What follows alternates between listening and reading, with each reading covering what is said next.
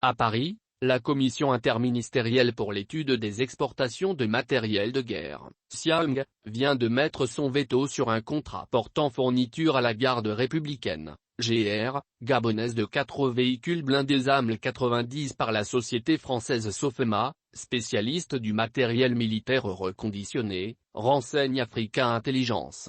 Cette décision aurait été prise, selon cette lettre confidentielle, sous la pression des conseillers de la direction Afrique et Océan Indien, DAO, du Quai d'Orsay de peur que ce matériel ne soit utilisé à des fins répressives en cas d'éventuel débordement qui pourrait subvenir en marge de l'élection présidentielle de 2023.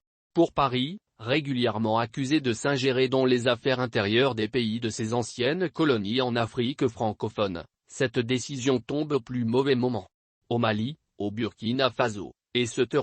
La France est, à tort ou à raison, pointée du doigt pour son implication dans des domaines relevant de la souveraineté d'États indépendants. Par ailleurs, le Gabon, qui vient d'adhérer au Commonwealth, pourrait très facilement se tourner, selon ce spécialiste, vers un fournisseur britannique ou anglo-saxon qui dispose d'excellent matériel.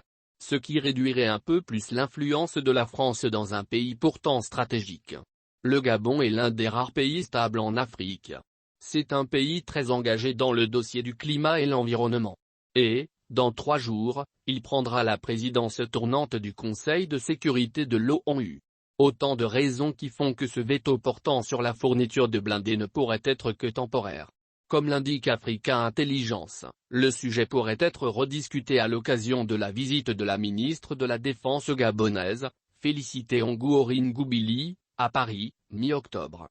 En attendant, du côté de Libreville, même si on se garde de toute déclaration officielle, plusieurs voix évoquent en off un procès d'intention grotesque et une décision anachronique appuyée sur des arguments spécieux. La sécurité et le maintien de l'ordre intérieur est un attribut de tout État indépendant, rappelle-t-on.